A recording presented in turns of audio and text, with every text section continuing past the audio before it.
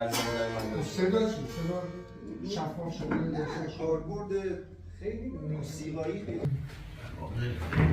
البته معمولا درست نیست که آدم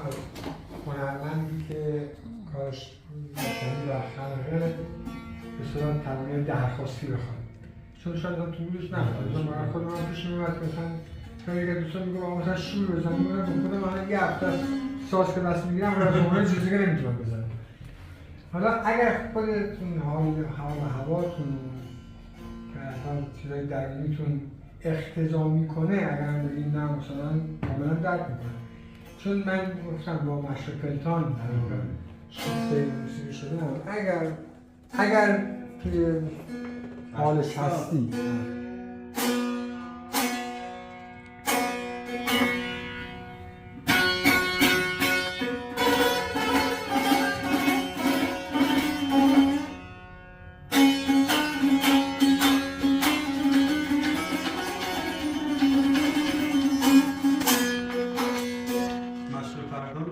پلتان رو بر اساس روایت زلفقار اسگریان